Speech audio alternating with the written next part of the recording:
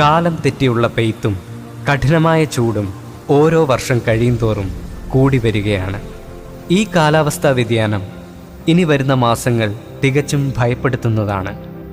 കേരളത്തിൽ വരും മാസങ്ങളിൽ മുൻപുണ്ടായതിനേക്കാൾ കനത്ത മഴയ്ക്ക് സാധ്യതയുണ്ടെന്നാണ് റിപ്പോർട്ടുകൾ പുറത്തുവരുന്നത്.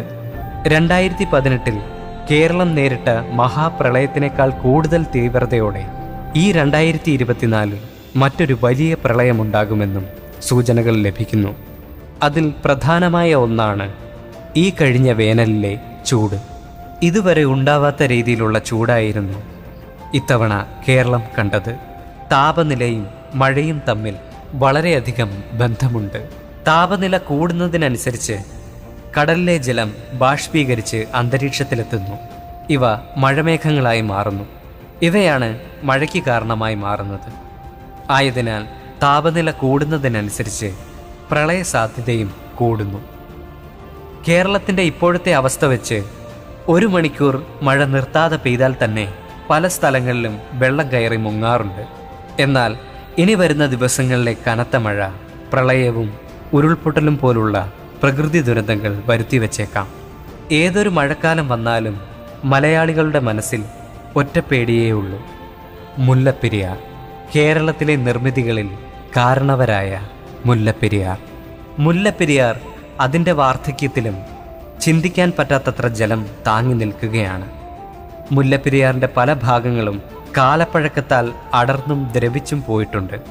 കഴിഞ്ഞ 10 വർഷം മുൻപ് മുതൽ തന്നെ മുല്ലപ്പെരിയാർ ഡാമിലെ ഗ്യാലറികളിൽ വൻ ചോർച്ച തുടങ്ങിയിട്ടുണ്ടായിരുന്നു. സിമന്റിന് പകരം അന്ന് ഡാം നിർമ്മിക്കാൻ ഉപയോഗിച്ചിരുന്ന സുർക്കി മിശ്രിതം പല ഭാഗങ്ങളിൽ നിന്നും വെള്ളത്തിൽ ഒലിച്ചു പോയിട്ടുണ്ട്. മാത്രമല്ല, ഡാമിൻ്റെ ചോർച്ച, ഡാമിന് മുൻഭാഗത്തെ പുല്ല് ഇളക്കി നോക്കിയപ്പോൾ തന്നെ വെള്ളം നല്ല അളവിൽ ചോരുന്നുണ്ട്. സിമന്റ് കൊണ്ട് ചോർച്ച താൽക്കാലികമായി അടച്ചെങ്കിലും മറ്റു ഭാഗങ്ങളിലെല്ലാം പുതിയ ചോർച്ചകൾ ഉണ്ടായിക്കൊണ്ടിരിക്കുന്നു. 1895 ഒക്ടോബർ 10 ഉദ്ഘാടനം ചെയ്ത ഈ ഡാമിന് 50 വർഷത്തെ ആയുസ് മാത്രമാണ് ഡാം നിർമ്മിച്ച പെനിക്കുക്ക് പറഞ്ഞത്. പലപ്പോഴും ചെറിയ ചില അറ്റകുറ്റപ്പണികൾ നടത്തി ഡാം താൽക്കാലികമായി ബലപ്പെടുത്തി എന്ന് പറയപ്പെടുന്നെങ്കിലും അതൊന്നും ശാശ്വതമായ ഒരു പരിഹാരമല്ല. 50 വർഷത്തെ ഉറപ്പ് മാത്രം നൽകിയ ഈ ഡാമിനെയാണ് ജനങ്ങളുടെ ജീവന് പുല്ലുവില മാത്രം കൽപ്പിച്ചുകൊണ്ട് ഇപ്പോഴും തലയ്ക്കു മുകളിൽ നിർത്തിയിരിക്കുന്നത്. ഈ ഡാം പണിതിട്ട് ഇന്നേക്ക് 129 വർഷമായിട്ടുണ്ട്. വരാനിരിക്കുന്ന മാസങ്ങളിലെ മഴ കനത്താൽ ഇടുക്കി ജില്ലയിൽ തന്നെ പരിധിയിൽ കൂടുതൽ മഴയെത്തും. ആ മഴവെള്ളമെല്ലാം മലകളിലേക്ക് താഴ്ന്ന് ഉരുൾപൊട്ടൽ വരെ ഉണ്ടായേക്കാം. ഒപ്പം പെയ്ത്തുവെള്ളവും നീരൊഴുക്കും ചേർന്ന് ഒരാറിന് സമാനമായ രീതിയിൽ വെള്ളം നാനാദിക്കുകളിൽ നിന്നും ഡാമിലേക്കെത്തും.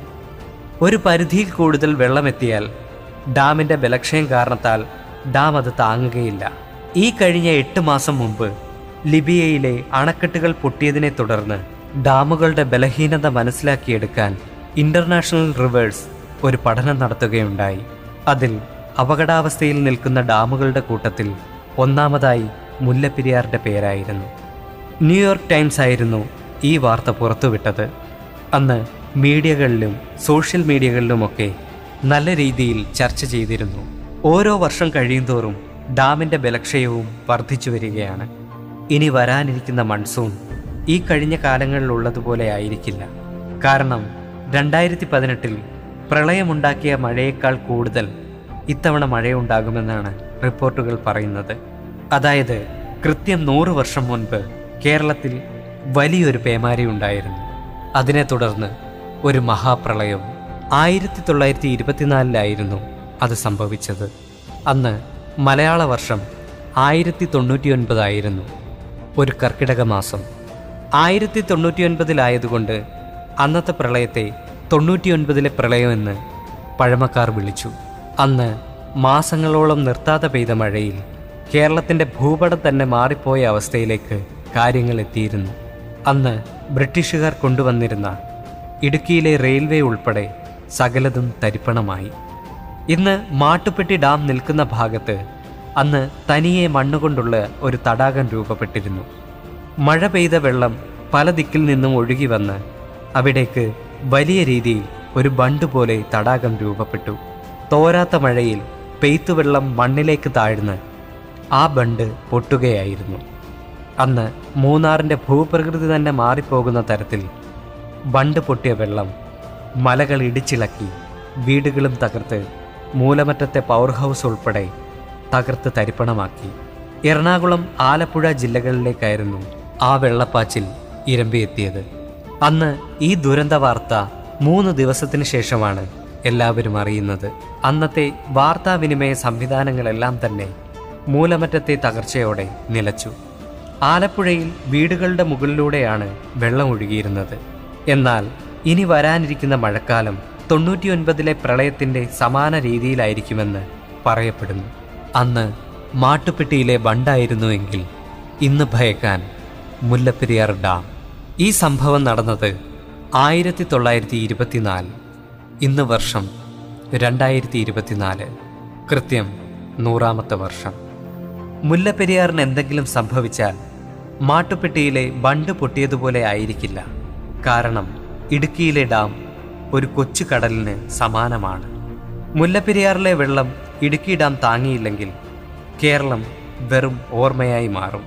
6 ജില്ലകളിൽ മാത്രം ബാധിക്കുമെന്ന് കരുതി ബാക്കിയുള്ളവർ സമാധാനിക്കേണ്ട. ഈ ഒരു അപകടം സംഭവിച്ചാൽ മൃഗങ്ങൾ ഉൾപ്പെടെ കുറഞ്ഞത് 50 ലക്ഷത്തോളം ജീവനെങ്കിലും പൊലിയും. ഇത്രയും വെള്ളം കടലിലേക്ക് പതിച്ചാൽ കടൽ തിരിച്ചടിക്കും. അതോടെ സുനാമി ഉണ്ടാകും.